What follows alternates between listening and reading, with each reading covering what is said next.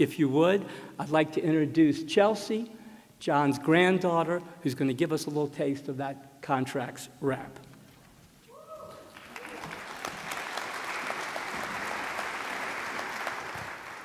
Hi.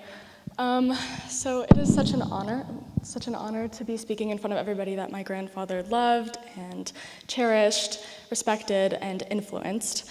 I was among the influenced. I think I can speak for my sister and the rest of his grandchildren that he all influenced us in different ways.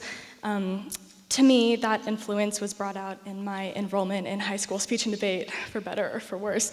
And you may be wondering, why is a 16-year-old girl with no previous law experience, contract experience at all, eligible to give this rap to you today? And to that I say, if anybody here has experienced high school debate or watched it, the most valuable skill you can learn is talking really quickly about things that you don't actually understand. So I hope that this does it justice, and without further ado, the contract rap. All right, you there? You with me? Now, the music, incidentally, is my daughter, Megan, who plays a synthesizer, and she can't be here today, but she has nevertheless recorded the background for us, so if you can kind of get in the mood and listen to this, we'll see.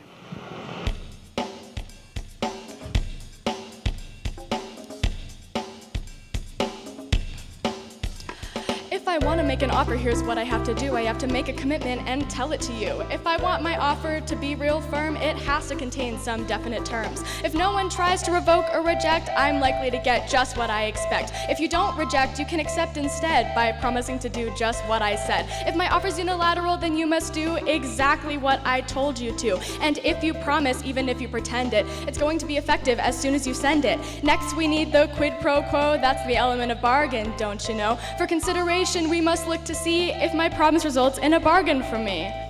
First verse is my favorite.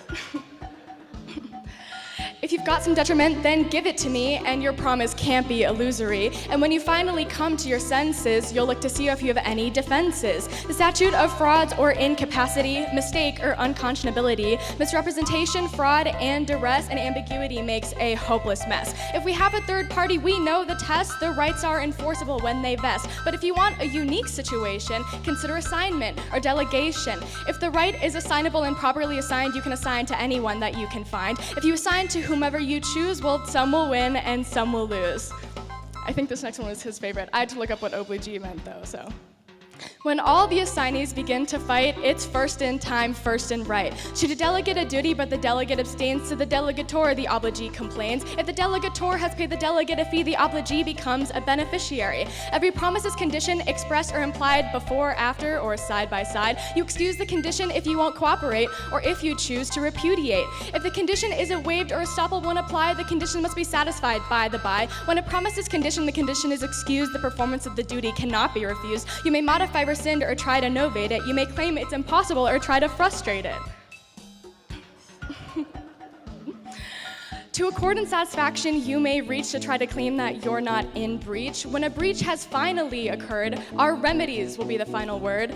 Put the non-breaching party in this fight where performance would have put him if it were done right. Analyze the damages if remedies bleak. Use specific performance if the subject's unique. And under the code, you can cover or sue to try to get the goods that you are due. And for the seller, the remedy is nice. Try resale profits or suit for the price. And finally, we reach our last contract tool when we know to use the parole evidence rule. The evidence admissible when we are fighting cannot be used to vary the writing. Now I know you cats will never be back because you now understand the laws of contract.